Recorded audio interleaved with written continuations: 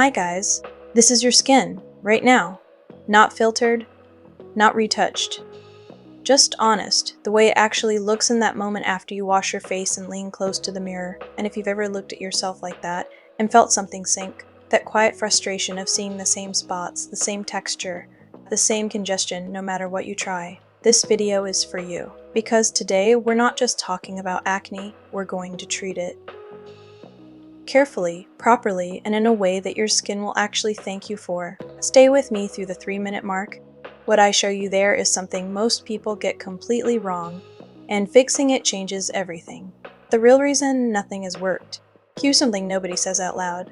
The reason most acne treatments fail isn't that your skin is somehow broken. It's that most routines treat the surface, without ever addressing what's happening inside the pore. You've probably been there. You use a new cleanser, it feels great for a week. Then nothing changes. You try a spot treatment, it dries things out, but the same spots come back. You go harder on exfoliation, and suddenly your skin is red and angry and even more congested than before. That cycle? It's exhausting. And it's not your fault. You just haven't been shown the right sequence yet. What acne actually is. Simply let's make this simple, because it really is. Acne starts deep inside your pore, not on the surface, when excess sebum, dead skin cells, and sometimes bacteria accumulate and block the pore's opening. You get a comedone. That's the technical word, in everyday terms. A blackhead, a whitehead, or a pimple, depending on how the blockage develops. Blackheads are open. Air reaches the plug. It oxidizes, turns dark. Whiteheads are closed. The plug stays sealed beneath the surface. Inflammatory acne. The red, tender kind is what happens when bacteria get involved and the surrounding skin reacts. Understanding this changes how you treat it. Because if the issue starts deep in the pore, that's exactly where your solution needs to go. Before you begin, the setup matters. Before any product touches your face today, we prepare properly.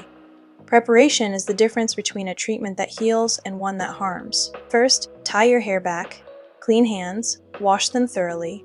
You're about to work close to your skin, and anything on your fingers goes directly into your pores. Wash your face with a gentle, low pH cleanser, not a foaming one. Those can be too stripping for acne-prone skin.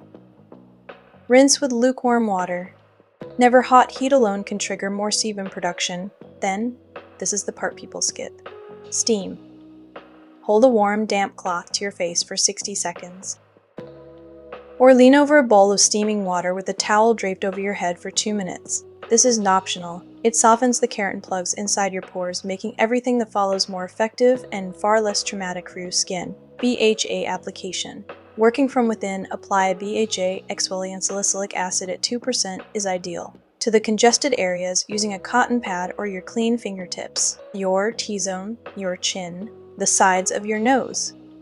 Salicylic acid is oil-soluble, which means it can travel through the sebum inside the pore and dissolve the blockage from the inside out. No other ingredient is this as well. Press it gently into the skin. Don't rub. Let it sit for 30 seconds and do its quiet, invisible work. Gentle manual extraction. Now, and only now, after steaming and BHA, you can extract. Wrap your index fingers in clean tissue. Position them on either side of the pore you're targeting, not directly on top. Apply slow, even downward pressure from the sides. You're guiding the contents up and out, not squeezing from above, which only pushes things deeper.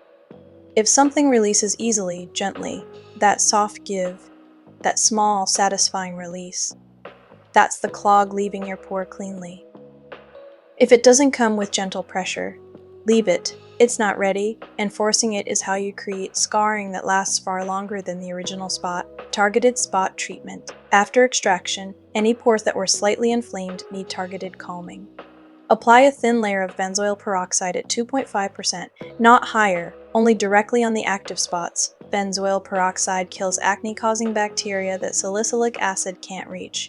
Use the minimum amount. More does not mean faster. It means more irritation, more dryness, more barrier damage, soothing mask. The deep finish. To complete the cleanse, apply a thin, even layer of kaolin clay mixed with a few drops of tea tree oil if your skin tolerates it. The clay draws out residual sebum. Tea tree brings natural antibacterial properties without the harshness of alcohol-based products.